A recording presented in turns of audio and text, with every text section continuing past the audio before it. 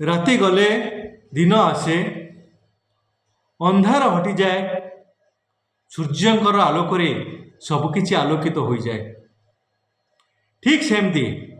ଠିକ୍ ସେମିତି ମଣିଷ ଜୀବନର ଅନ୍ଧକାର କାହାରି କାହାରି ଆଗମନରେ ଆଲୋକିତ ହୋଇଯାଇଥାଏ। ତା ମନର ଦୁଃଖ, କଷ୍ଟ ଆଉ ଯନ୍ତ୍ରଣା ସବୁକିଛି ଦୂରେଇଯାଏ। ଅଭିଳାଷର ପାଦ ଆଜି ମାଟିରେ ଲାଗୁନି। ସେ ଆଜି ବାପାର ପରିଚୟ ପାଇଛି। ମନ ଭିତରେ ଉତ୍ସାହ ଆଉ ଉଦ୍ଦୀପନା ଖେଳି ଯାଇଛି। ଅପରାଜିତା କଥା ନ କହିବା ଭଲ। ତାର ଖୁସିର ସୀମା ନାହିଁ। କେତେବେଳେ ଅଭିଳାଷର ମୁହଁକୁ ଆଉ କେତେବେଳେ ନୂଆ ଜନ୍ମ ହୋଇଥିବା ପୁଅର ମୁହଁକୁ ଦେଖି ଚାଲିଥାଏ ଅପରାଜିତା।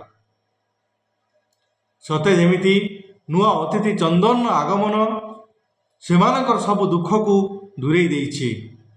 ବେଶ କିଛି ଦିନ ହସ ଖୁସିରେ କଟିଯାଇଛି ସେମାନଙ୍କର ଦିନ। ଘରକୁ ଜଣେ ନୂଆ ଅତିଥି ଆସିଛି। ତା ସହିତ ଘରର ଖର୍ଚ୍ଚ ବି ବଢ଼ିଛି। କିନ୍ତୁ ଜଞ୍ଜାଳ ବଢ଼ିଛି ସିନା, ହେଲେ ଅଭିଳାଷର ସେଇ ଟ୍ୟୁସନରୁ ଅର୍ଜିତ କିଛି ଟଙ୍କା ତାର ସେ ଜଞ୍ଜାଳର ସବୁକିଛି ଆଶାକୁ ପୂରଣ କରିପାରିନାହିଁ।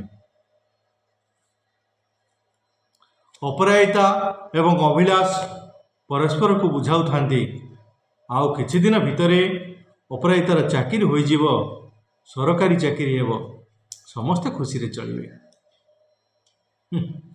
ସରକାରୀ ଚାକିରି କ'ଣ ରାସ୍ତାରେ ପଡ଼ିଛି? କିଏ ଏହାକୁ ଡାକିକି ଚାକିରି ଦେଇଦବ? ବାହୁଲ୍ୟ କଥା ଗୁଡ଼ା। ବରଂ ପ୍ରାଇଭେଟ କମ୍ପାନୀରେ ଚାକିରି କର, ଯେତିକି ଦବ ଚଳି ତ ଯିବ। ଏହା ଥିଲା କିଛି ଲୋକଙ୍କର ମତ, ତଥାକଥିତ ଅଭିଭାବକଙ୍କର ମତ। ତାଚ୍ଛଲ୍ୟ କରିବାକୁ ପଛାଉ ନଥିଲେ ସେ ଦୁଇଜଣଙ୍କୁ। ତାର ଚାକିରି ହେବନି। ଟୋକାଟା ଗୁଡ଼ା ପ୍ରାଇଭେଟ କଲେଜର ଲେକ୍ଚର, ପୁଅ ଗୋଟେ କଲେକ୍ଟର ହେଇଛି। ସବୁଦିନେ କଲେଜ ଦୌଡ଼ୁଛି, ହେଲେ ଟଙ୍କାଟାର ଦରମା ନାହିଁ।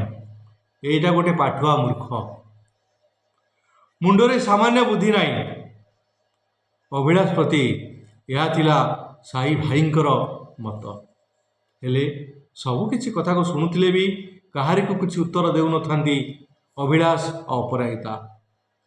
ମନ ଭିତରେ ବେଳେବେଳେ ପ୍ରଶ୍ନ ଉଠିଛି, ଆମକୁ ନୀଚ ଦେଖାଇବା ପାଇଁ କୁହାଯାଉଥିବା କଥା ଆଉ ସତ ହୋଇଯିବନି ତ?